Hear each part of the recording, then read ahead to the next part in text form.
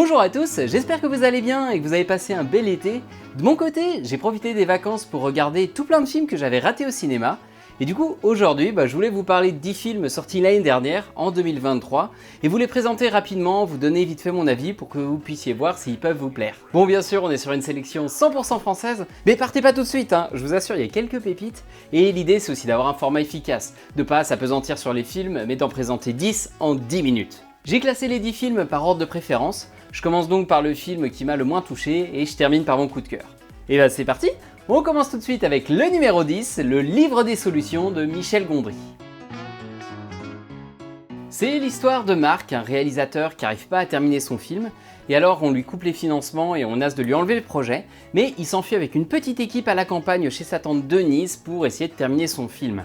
Le problème, c'est que Marc est aussi talentueux qu'imprévisible, et pour enfin terminer son film, il entreprend la rédaction du livre des solutions, un genre de guide pour toujours trouver les solutions qu'on rencontre à nos problèmes. Le film est dernier de mon classement, mais il a quand même beaucoup de qualités. Pierre Ninet en réalisateur bipolaire toxique, il est parfait, le film est souvent drôle et plutôt ingénieux, il y a pas mal de bonnes idées. Il y a quelques longueurs, mais franchement, on passe pas un mauvais moment en le regardant. S'il est dernier de mon classement, c'est vraiment à cause du message qu'il renvoie, avec lequel je suis pas du tout d'accord. Marc le réalisateur, qui est en plus l'avatar du vrai réalisateur du film, Michel Gondry, il est super toxique. Il est insultant avec ses proches, il est violent, il est harceleur. Mais en parallèle, il est génial, il est brillant et il arrive à faire ce que personne d'autre n'arrive à faire. Et c'est un peu ça la conclusion du film. Tu peux pas être excellent dans un domaine si t'es pas un peu dérangé mentalement.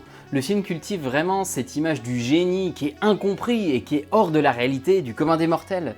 Et puis, plus embêtant, t'as le droit d'être toxique avec les gens si t'as du talent. Parce que Marc, dans le film, au final, il connaît que des succès. Dès qu'il entreprend un truc, on le traite de fou, on le traite de malade, mais finalement, ça marche. Ça marche à grands coups de harcèlement, mais ça marche. Donc, à la fin, tout le monde ferme sa gueule. Et à titre perso, je suis pas du tout en accord avec cette vision de l'artiste. Ça m'a du coup un peu gâché le film, mais qui néanmoins a quand même des qualités, je vous l'ai dit plus haut. Donc si ça vous parle, ces histoires de génie torturé et incompris mais qui subliment tout ce qui touche, n'hésitez pas à découvrir ce film, vous vous y retrouverez sûrement dedans. Moi, c'est pas ma came. Déjà, j'ai une vision qui est beaucoup plus rationnelle de l'art, et je trouve surtout que rien ne justifie de se comporter comme un connard. Surtout pas le talent. Et allez, on passe au numéro 9, second tour d'Albert Dupontel. Une journaliste et son caméraman suivent la campagne présidentielle, mais le candidat favori semble cacher un lourd secret. C'est marrant parce qu'on est exactement dans le même cas de figure que pour le livre des solutions. C'est deux films qui sont pas forcément mauvais, mais avec un message derrière avec lequel je suis tellement pas en phase que j'arrive pas à apprécier le film. Le film est superbement bien joué, c'est surtout le binôme Cécile de France et Nicolas Marié qui fonctionne du feu de Dieu, il y a pas mal d'humour, et en plus on a une réalisation assez originale. Perso, j'ai trouvé ça un peu moche, mais franchement, il y a une volonté de faire un film avec un style visuel différent de ce qu'on voit partout. Et au travers de cette histoire de campagne présidentielle, on sent que Dupontel arrive avec la meilleure bonne volonté du monde, qui veut nous livrer une fable politique, poétique, pleine de bons sentiments. Et en fait, il essaye de reproduire un petit peu ce qui fonctionnait, ce qu'il avait fait dans son film Adieu les cons. Mais dans Adieu les cons, ça marchait, parce que justement, on était sur une histoire d'amour, donc le côté naïf, poétique, il fonctionne super bien. Là, transposé à la politique, le côté naïf derrière l'écriture de Dupontel, ça fonctionne plus du tout. Là, ce que raconte Second Tour, c'est que finalement, la démocratie, c'est juste un grand complot. Le film a vraiment des relents complotistes qui sont sûrement pas voulus, mais qui font assez bizarre. Voilà, l'argent c'est pas bien, les apiculteurs ils sont gentils, les patrons par contre ils sont méchants. Voilà ce qu'on a en termes d'analyse. Et l'histoire, le fameux côté thriller avec le secret du président, c'est déjà vu, c'est attendu et c'est un peu poussif sur la façon dont c'est fait. Dommage, c'est pas très intéressant non plus. Du coup, si vous l'avez pas vu, je vous conseille plutôt Adieu les cons d'Albert Dupontel aussi, parce que ce sont exactement les mêmes films. Adieu les cons, c'est Second Tour, mais en réussi.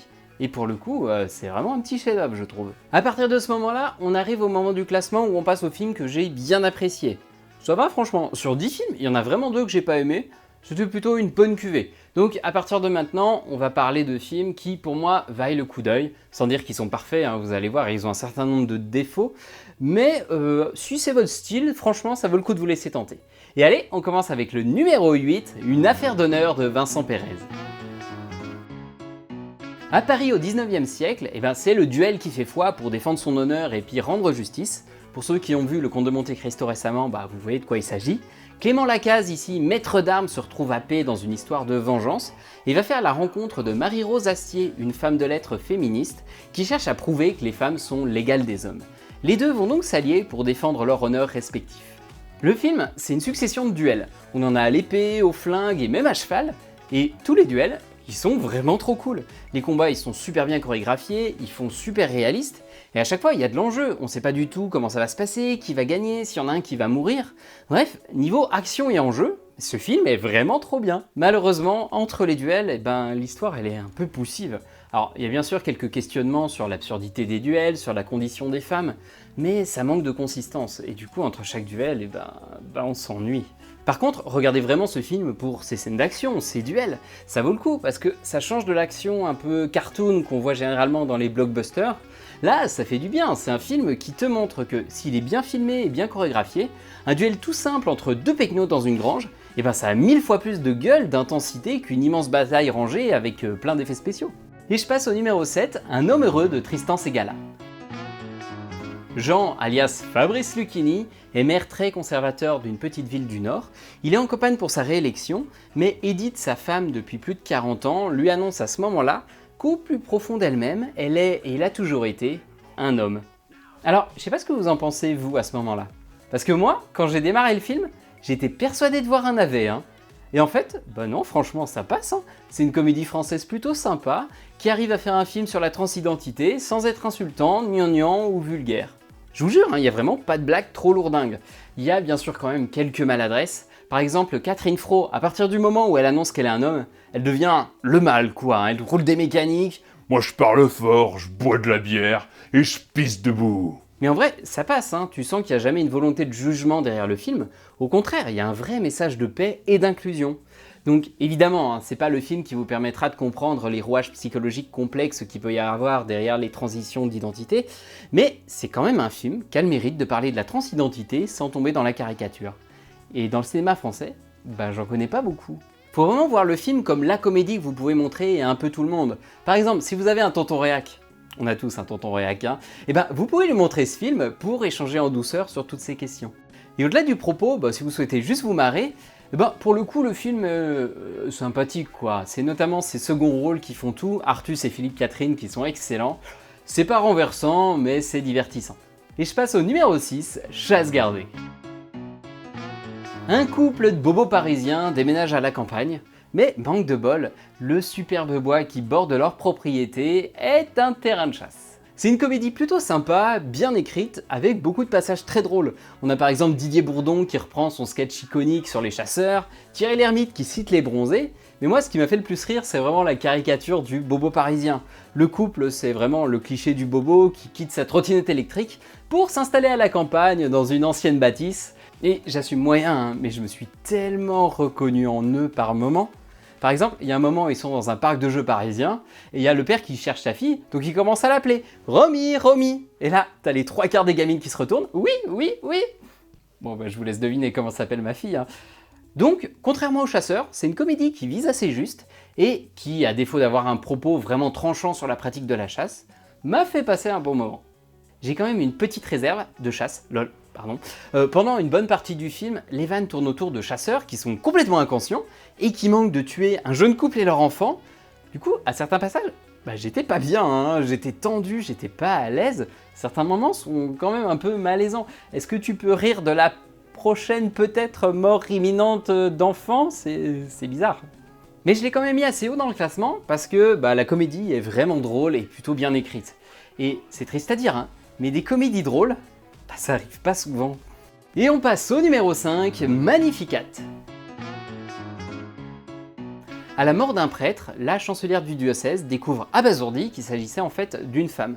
On est encore sur une histoire de transidentité, comme un homme heureux, c'est rigolo. Donc, contre l'avis de son évêque qui lui souhaite étouffer l'affaire, Charlotte, la chancelière du diocèse qui est jouée par Karine Viard, va mener son enquête pour essayer de comprendre comment une telle imposture a été possible. C'est un film assez intimiste en fait, C'est pas un grand thriller avec des courses-poursuites, des sociétés secrètes et des grands effets de manche. C'est au contraire, c'est un film tout simple qui cherche à pas en faire trop, mais c'est pas pour autant qu'il est inintéressant. On suit avec curiosité cette histoire de prêtre femme, et cette histoire, on se rend vite compte qu'elle est surtout un prétexte pour nous montrer la difficile place des femmes dans l'église. Et d'ailleurs, le film est impressionnant parce qu'il fait preuve de beaucoup de tact. Il n'est jamais violent ou insultant envers les institutions religieuses, et pourtant, il minore pas du tout son propos pour autant. Il prend clairement position et milite pour la fin du célibat des prêtres et l'accès des femmes à la prêtrise. Donc c'est un film qui est plutôt intéressant, qui fait réfléchir. C'est dommage, il y a quelques digressions scénaristiques qui sont pas franchement utiles, qui rendent peut-être le film un peu moins intense et impactant qu'il aurait pu être, mais ça en est pas moins un film intéressant, simple, je vous l'ai dit, il est jamais renversant, mais il fait le taf, ce qu'il fait, il le fait bien, je vous encourage à le voir, il fait réfléchir. Et on en arrive au numéro 4, La fille de son père. C'est l'histoire d'Étienne et Valérie, deux jeunes amoureux qui attendent la naissance de leur fille Rosa, qui est sûrement arrivée par accident. Et à la naissance de leur fille, Valérie, la maman, s'enfuit et laisse Étienne s'occuper tout seul de Rosa. 16 ans plus tard, Rosa est une ado et elle va devoir quitter le nid familial, et donc les deux, la fille et le père, vont devoir apprendre à se construire individuellement. C'est une très très belle histoire. C'est un film qui est beaucoup plus poétique qu'intellectuel. C'est vraiment un film qui cherche à te faire ressentir un maximum de choses avant d'essayer de te convaincre ou de te montrer par A plus B un truc. Et ça marche, c'est un très beau film, super original, un peu hors du temps et hors des conventions. À des moments, le film il est super coloré, il va ressembler à une peinture. À d'autres, il va avoir des dialogues qui sont très très écrits, façon théâtre. C'est un film qui est comme ça, qui part un peu dans tous les sens, qui est plein de fantaisie, qui est plein d'énergie, qui est du coup forcément un peu foutraque, mais avec toujours au milieu cet amour infini entre un père et sa fille. Malheureusement, le film a du mal à trouver où mettre un point final à son histoire, et donc on a un dernier acte un peu inutile qui tourne autour de la mère, alors qu'on s'en fout, ce qui était intéressant c'était la relation entre lui et sa fille, et leur difficulté mutuelle à couper le cordon. Et c'est dommage, parce que le film se termine sur une déception, alors que tout le reste était vraiment beau et original. Donc, si vous en avez un peu marre de ces films français qui traitent de sujets de société et qui les traitent toujours un peu de la même manière, je vous conseille vraiment La fille de son père, qui a une approche qui est hyper inventive, hyper originale. Je pense que soit vous adorez, soit vous détestez, mais en tout cas, il vous laissera pas indifférent. Et allez, on passe au podium maintenant avec le numéro 3, Nouveau riche. C'est un film Netflix réalisé par Julien Royal, le fils de François et Ségolène. C'est une histoire d'amour autour d'arnaques et de crypto-monnaies. Alors, je vous jure, quand on regarde ce film, les 20 premières minutes, on se dit « Mais c'est quoi ce navet ?» Franchement, heureusement que l'ami Danton Cut me l'avait conseillé, sinon j'aurais regardé 5 minutes et j'aurais zappé, j'aurais laissé tomber. Parce que tu comprends rien, c'est débile, c'est violent, c'est gratuit. Et au bout d'un moment, tu te dis « Mais non, en fait. » Il est génial ce film. Et comprenez-moi bien, c'est pas qu'il y a un twist ou quelque chose qui change le ton du film à la 20e minute. C'est juste que plus on avance et plus il y a une harmonie, une poésie même qui se dégage de l'œuvre derrière ce putain de bordel ambiant. C'est clairement pas un film qui plaira à tout le monde, mais c'est loin d'être un film aussi con qu'il n'y paraît. C'est en fait étonnamment authentique et vrai comme truc. Le duo Nassim Liès et Zoé Marshall fonctionne à merveille, les scènes d'action elles sont super réussies, et l'humour beauf, vulgaire et lourdingue, ça fonctionne de fou une fois qu'on est rentré dans le délire. C'est un vrai petit ovni, un film qui est sincère, qui est authentique, qui est hors des codes, qui se regarde du coup avec beaucoup de plaisir, si tant est qu'on arrive à passer cette barrière de la vulgarité et de l'agressivité qui entoure l'œuvre. Et on touche au but. Numéro 2, Tony en famille. Antonia, dit Tony, a toujours eu un don pour le chant, si bien que super jeune, ses parents l'ont inscrit à un télécrochet genre Star Academy, qu'elle va remporter. Elle enregistre ensuite un single qui va cartonner, mais il y a un hic, être une star de la chanson, c'est pas du tout la vie dont elle rêve. Elle s'isole alors pour s'occuper de ses 5 enfants, jusqu'au jour où elle décide de reprendre ses études pour réaliser son rêve, devenir institutrice. Le pitch est assez original parce que c'est une situation un peu inversée de ce qu'on voit d'habitude. D'habitude, on a des gens qui ont une vie plutôt banale et qui rêvent de la célébrité. Là, c'est le contraire. Et on a d'ailleurs une scène assez incroyable qui m'a vraiment marqué, où pour arrondir ses fins de mois, Tony, elle fait des happenings à des soirées d'anniversaire ou des enterrements de vie de jeune fille, des trucs comme ça. Et là, c'est ouf parce que tu vois que quand t'es célèbre, t'es plus une personne, t'es un truc. T'es un objet de curiosité. Alors on te tripote, on te prend en photo, mais il n'y a aucune considération pour l'être humain qu'il peut y avoir à l'intérieur. Et au-delà de la célébrité, comme son nom l'indique, Tony en famille, c'est avant tout un film sur la famille, avec une maman solo qui essaye tant bien que mal de s'occuper de ses 5 ados, tout en essayant de se retrouver elle-même. Et le film est super drôle, mais aussi bourré d'émotions, et il évoque plein de trucs. La célébrité, la recherche de soi, l'adolescence, la monoparentalité, l'amour. Le film doit notamment beaucoup à la performance de Camille Cotin, qui est excellente, elle est bouleversante, pleine de tendresse et de sincérité. Donc c'est vraiment un très très beau film, plein d'espoir, plein de tendresse. De tous les films de la liste, je crois que c'est vraiment celui que je vous recommande sans aucune réserve. C'est super drôle, ça fait réfléchir, on verse une petite larme à la fin, je vois pas comment c'est possible de pas l'aimer. Et ça y est, on en arrive à mon film préf du classement, c'est de la science-fiction. Est-ce que vous avez une petite idée ? Mars Express de Jérémy Perrin. En l'an 2200, Aline Ruby, détective privé, et Carlos Rivera, son partenaire Android, sont embauchés par un homme d'affaires afin de capturer sur Terre une célèbre hackeuse. Mais au fil de leur enquête, ils vont découvrir un secret qui menace de perturber l'équilibre de leur civilisation. Je suis pas un immense fan des films d'animation. Alors je sais, il y en a des géniaux, mais c'est pas le genre qui m'attire le plus de prime abord. Et donc, pendant les 15 premières minutes de Mars Express, j'étais comme ça. Ah mais pourquoi ils l'ont pas fait en vrai film ? Ah mais ça aurait été tellement bien en vrai film. Mais ils peuvent pas le refaire en vrai film. Mais moi je veux voir ça, mais en vrai film. Et en fait non, je suis juste très très con, c'est super cool que ce soit un dessin animé. En plus la patte graphique elle est top.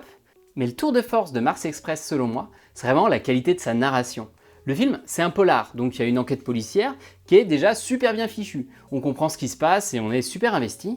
Et à côté de ça, on est en 2200 quand même. Donc il y a un monde à présenter, à construire et à faire vivre. Et bordel, c'est super bien fait. On comprend parfaitement les enjeux, les liens entre les personnages, les problématiques de ce monde. Et ça, sans la moindre séquence d'exposition un peu forcée. Donc Mars Express, c'est vraiment un petit bijou. Une animation qui est magnifique, une enquête qui est bien menée, et un univers qui est parfaitement construit et amené. Et pour moi, c'est vraiment ce dernier point qui est le plus incroyable. J'ai jamais vu un univers qui est aussi bien développé, qui est aussi bien cohérent, et aussi limpide, qui se crée comme ça sous nos yeux. Et ça, c'est parce qu'ils ont eu la super bonne idée de jamais chercher à justifier leur univers, mais simplement à nous le montrer directement en train de fonctionner. Et en plus, le film questionne et aborde des thématiques qu'on peut conjuguer à la fois au présent et au futur.